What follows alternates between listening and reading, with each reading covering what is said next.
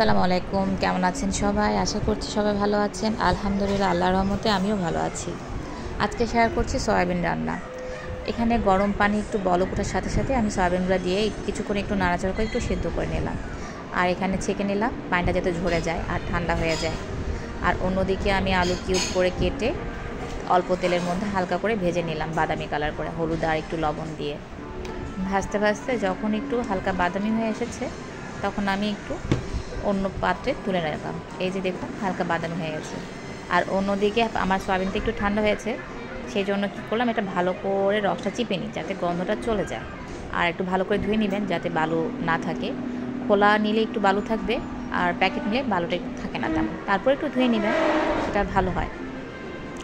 এই যে আমার সয়াবিনের সব কিছু চিপে রস বের করা শেষ। আর অন্যদিকে আমি আবার কী করলাম, হলুদ আর একটু লবণ দিয়ে আবার সয়াবিনটাকে মেখে আবার ভেজে নিলাম। একটু ভাজা ভাজা করলে সেটা একটু ভালো হয়, গন্ধটাও থাকে না। অন্যদিকে তেল দিয়ে দিলাম, সয়াবিন তেল পাত্রের মধ্যে দিয়ে পেঁয়াজ কুচি দিয়ে দিলাম, গরম মশলা, দারচিনি, এলাচ 4টা দিয়ে কিছুক্ষণ ভেজে নিলাম। ভাজতে ভাজতে বাদামি যখন হয়ে আসবে, পেঁয়াজটা যখন লাল হবে, তখন আস্তে আস্তে সবগুলো মশলা অ্যাড করব। যেমন আদা বাটা আর রসুন বাটা। এই যে আমার এখানে ভাজা হয়ে আসছে, একটু লাল লাল হয়ে আসছে, আমি সাথে সাথে দিয়ে দিলাম মশলাটা। কিছুক্ষণ শুকনো একটু হালকা করে ভেজে নিয়েছি যাতে মশলা ইয়েটা চলে যায়। এই যে ভাজতে ভাজতে যখন একটু লেগে যাচ্ছে, তখন আমি পানি দিয়ে দিলাম। আর এখানে অল্প করে টমেটো কুচি দিয়ে দিয়েছি যাতে একটু ফ্লেভারটা আসে। আর এখানে টমেটো সেদ্ধ হওয়ার জন্য অল্প করে পানি দিয়ে একটু ঢেকে রাখুন যাতে টমেটোটা একটু গলে যায়, নরম হয়ে। এই যে দেখুন, আমার টমেটো আস্তে গলে গেছে। গলে যাওয়ার পরে আমি আলুগুলো দিয়ে দিলাম একে একে।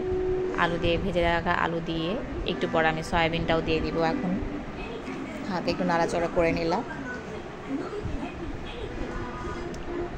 তারপর সয়াবিনটা দিয়ে ভালো করে একটু মেখে কষিয়ে নিলাম। অনেকক্ষণ কষিয়ে নিতে হয়েছে যাতে গন্ধটা না থাকে। যদিও এটা প্রথম রান্না করছি, তাই অনেক কনফিউশনে রান্না।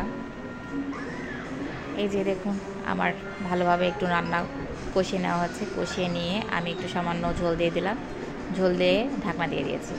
আর এখানে রান্না আমার প্রায় শেষ, তাই একটু জিরা